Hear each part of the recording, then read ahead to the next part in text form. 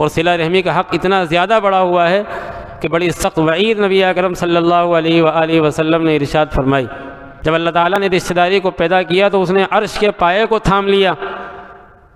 اور پائے کو تھامنے کے بعد میں اللہ تعالیٰ کی پناہ مانگنے لگی تو اللہ تعالیٰ نے پوچھا کہ کیا چاہتی ہے تو؟ رشتہ داری سے پوچھا کیا چاہتی ہے تو رشتہ داری نے یہ کہا کہ میں یہ چاہتی ہوں کہ من وصلنی وصلہ اللہ ومن قطعنی قطعہ اللہ۔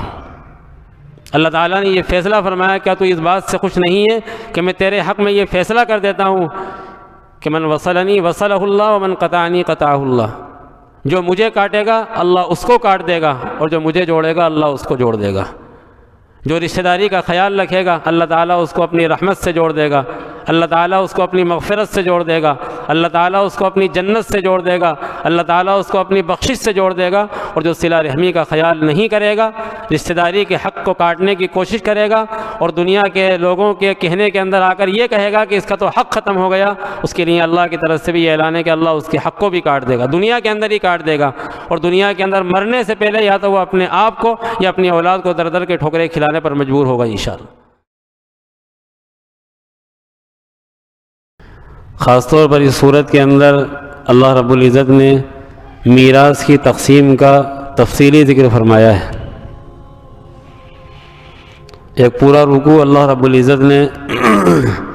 میراث کی تقسیم کے تعلق سے نازل فرمایا، جو میں نے ابھی اس کی ایک آیت یا آدھی آیت تلاوت کی کہ یوصیکم اللہ فی اولادکم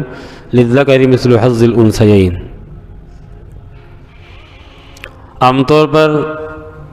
آدمی یہ سمجھتا ہے کہ اپنی اولاد کو چاہے کچھ دے یا نہ دے، یا جتنا چاہے دے دے، اللہ رب العزت کی ہاں وہ پکڑ سے بچ جائے گا، لیکن ایسا نہیں ہے۔ اللہ رب العزت نے انسان کو جو بھی مال دیا ہے وہ مال اللہ کا دیا ہوا ہے۔ پہلے نمبر پہ تو یہ سمجھنے کی چیز ہے۔ قرآن کریم کے اندر اللہ رب العزت نے ایک جگہ ارشاد فرمایا کہ ان کو وہ مال دو جو مال اللہ رب العزت نے تمہیں دیا ہے،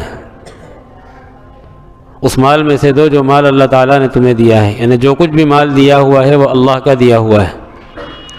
اب میراث کہتے کسے ہیں؟ انسان کا جب انتقال ہو جاتا ہے اور انتقال کے بعد میں اس کی جائیداد یا اس کا نقد یا اس کا گھر بار جو بھی بچا ہوا ہے وہ اس کے متعلقین کے اندر تقسیم ہوگا، اس کی بیوی کے اندر تقسیم ہوگا، اس کی جو اولاد زندہ ہے اس کے اندر تقسیم ہوگا۔ یہ میراث ہے۔ اگر باپ اپنی زندگی کے اندر تقسیم کرتا ہے تو یہ میراث نہیں ہے۔ کسی نے یہ چاہا کہ میں اپنی زندگی کے اندر جو کچھ ہے وہ اپنی اولاد کو دے دوں تو اس کو میراث نہیں کہتے، یہ ہبہ ہے، گفٹ ہے، ہدیہ ہے۔ اس صورت کے اندر فقہاء نے جو بات نقل کی ہے اور نبی اکرم صلی اللہ علیہ وآلہ وسلم کی احادیث مبارکہ سے جو بات سمجھ میں آتی ہے وہ یہ کہ پھر لڑکوں اور لڑکیوں کے درمیان کوئی تقسیم نہیں ہوگی، سب کو برابر دیا جائے گا۔ اگر باپ اپنی زندگی کے اندر دے رہا ہے تو پھر اس کے لیے مستحب یہی ہے کہ وہ سب کو برابر دے۔ جیسا گھر کے اندر گوشت پکتا ہے تو یہ تھوڑی ہوتا ہے کہ لڑکی کو آدھی بوٹی دی جائے اور لڑکے کو ایک بوٹی دی جائے۔ اسی طریقے سے اگر باپ اپنی زندگی کے اندر تقسیم کر رہا ہے تو برابر دے وہ۔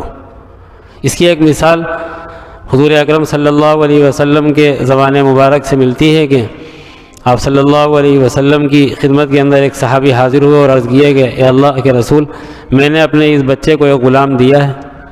تو آپ نے پوچھا کیا تم نے اپنے سارے بچوں کو غلام دیا ہے؟ تو کہا نہیں۔ تو کہا واپس لے لو یہ۔ پھر آپ نے فرمایا کہ اگر کوئی اپنی زندگی کے اندر کسی کے ساتھ میں اپنی اولاد کے تعلق سے جو اس کا حق ہے اس حق کو دینے کے اندر برابری سے کام نہیں لے گا تو وہ قیامت کے دن اس طرح آئے گا کہ اس کا ایک مونڈا جھکا ہوا ہوگا، اور پوری کائنات دیکھے گی کہ یہ دنیا کے اندر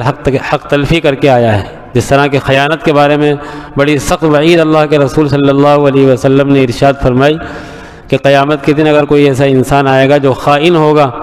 تو جو چیز اس نے خیانت کے ساتھ لی ہوگی وہ اس کے کاندھوں پر ہوگی۔ اگر اونٹ لیا ہو تو اونٹ اس کے کاندھوں پر چڑھا ہوا ہوگا، اگر بکری لی ہوگی تو بکری، گائے لی ہوگی تو گائے، بہرحال جو چیز بھی اس نے خیانت کے ساتھ میں لی ہوگی وہ اس کے سروں پر ہوگی، اس کے مونڈوں پر ہوگی، اور کائنات دیکھ رہی ہوگی کہ یہ خیانت کر کے آیا ہے دنیا سے۔ تو باپ اپنی زندگی کے اندر اگر دیتا ہے تو یہ گفٹ ہے، اس کو برابری کا خیال رکھنا چاہیے۔ اور اگر باپ نہیں دے پایا، اور عام طور پر یہی ہوتا ہے، اس کا انتقال ہو گیا اور میراث اب تقسیم ہو رہی ہے، تو یہ اصل میراث ہے۔ اب اس کی تقسیم کا طریقہ بہت تفصیلی ہے، اس کو معلوم کیا جائے کہ لڑکوں کا کتنا حصہ ہے اور لڑکیوں کا کتنا حصہ ہے۔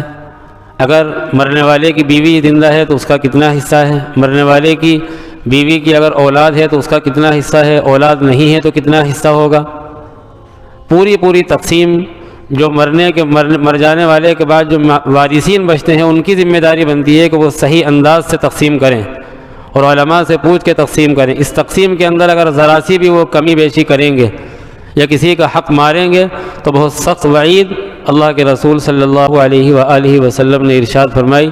اور ارشاد نبوی ہے کہ من قطع میراث وارثہ قطع اللہ میراثہ یوم القیامہ، کہ اگر کوئی کسی وارث کی میراث کو کاٹے گا، نہ دے گا یا دینے کے اندر کمی کرے گا، اللہ تعالیٰ قیامت کے دن اس کی میراث کو روک لے گا۔ جو اس کو اعمال کی میراث ملنے والی ہے، جو اعمال کا بدلہ کل قیامت کے دن اس کو ملنے والا ہے، اللہ تعالیٰ اس بدلے کو بھی کم کر دے گا یا نہ دے گا، وہ چاہے جو کرے۔ تو اللہ رب العزت نے دنیا کے اندر جو نظام بنایا ہے، ہمارے اوپر جو حقوق عائد ہوتے ہیں یا ضروری ہوتے ہیں یا لازم ہوتے ہیں، ان حقوق کو اگر ہم پورا کریں گے تو ہمارا وہ حق جو اعمال کے نتیجے کے اندر ثواب کے ذریعے یا جزا کے طور پر ہمیں کل قیامت کے دن ملنے والا ہے، پورا ملے گا۔ اور اگر ہم نے اس حق کے دینے کے اندر کوتاہی کی یا حق نہ دیا تو پھر کل ہو سکتا ہے کہ اللہ تعالی ہمارا بھی حق روک لے اور ہمیں اوندھے منہ جہنم کے اندر جھونک دے۔ اسی کے ساتھ ساتھ ایک بات اور سمجھنے کی ہے، کسی کا انتقال ہو جاتا ہے باپ کی موجودگی کے اندر، عام طور پر بہت پوچھتے ہیں یہ مسئلہ لوگ، کسی کا انتقال ہو گیا باپ کی موجودگی میں، اس کے چھوٹے بچے ہیں، ان کا کوئی دیکھ بھال کرنے والا نہیں، ان کی ماں ایسی ہے کہ وہ کما نہیں سکتی ہے یا اس کو اپنے والدین کی طرف سے بھی کچھ نہ ملا ہے۔ عورتیں عام طور پر بیچاری وہ مظلوم ہوتی ہیں، ان کو باپ کی طرف سے بھی کچھ نہ ملا، شوہر کا جوانی کے اندر انتقال ہو گیا، وہ کہاں در بھٹکتی پھرے گی۔ بڑے پڑھے لکھے انسان، بڑے اپ ٹو ڈیٹ قسم کے لوگ کہتے ہیں کہ حق ختم ہو گیا۔ کس نے کر دیا حق ختم؟ کون ہے حق ختم کرنے والا؟ اگر دادا موجود ہے اور اس کے بیٹے کا انتقال ہو جاتا ہے تو دادا کی یہ ذمہ داری بنتی ہے کہ وہ اپنے پوتوں کا اپنی اولاد سے زیادہ خیال رکھے۔ اگر وہ خیال نہ رکھے گا تو کل قیامت کے دن دھر لیا جائے گا۔ اور اگر جس کی میراث تقسیم ہو رہی ہے اس کا انتقال ہو گیا، بھئی یہی تو مسئلہ ہے نا کہ باپ کی زندگی کے اندر اگر بیٹے کا انتقال ہو جائے گا تو میراث جو ہے وہ پوتوں کے اندر نہیں جائے گی، لیکن میراث کی تقسیم کی نوبت تو اس وقت آئے گی جب یہ دادا مر جائے۔ دادا مر کیوں رہا ہے اس کو تقسیم کرنے سے پہلے؟ اس کی ذمہ داری بنتی ہے کہ وہ اپنی اولاد کے اندر اپنے پوتوں کو اتنا دے دے کہ وہ در کی ٹھوکریں کھاتے نہ پھریں۔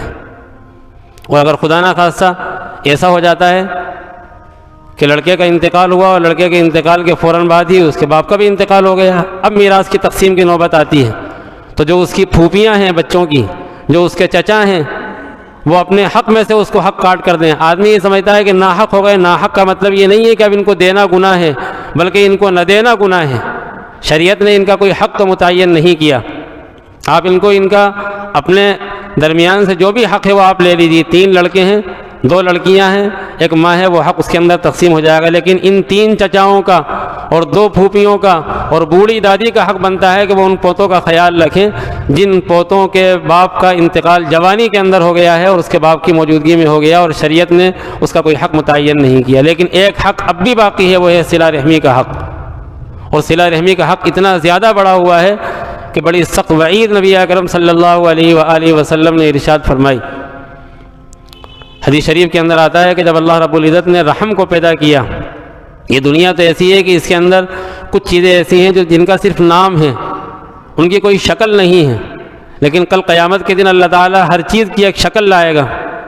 کل سورہ بقرہ اور سورہ آل عمران مکمل ہو گئیں، جو دیکھنے کے اندر سورہ بقرہ اور سورہ آل عمران کی کوئی شکل نہیں ہے، لیکن حدیث شریف میں آتا ہے کہ کل قیامت کے دن سورہ بقرہ اور سورہ آل عمران جو لوگ پابندی کے ساتھ میں پڑھتے ہیں، یہ دونوں صورتیں پرندوں کے جھنڈ کی طرح اس کے پڑھنے والے پر آ کر سایہ فگن ہو جائیں گی، اور اللہ رب العزت سے کہیں گی کہ اس کی مغفرت فرما۔ جب تک اس کی مغفرت نہ ہوگی وہ اس کے اوپر سایہ کرتی رہیں گی۔ ایک حدیث شریف کے اندر آتا ہے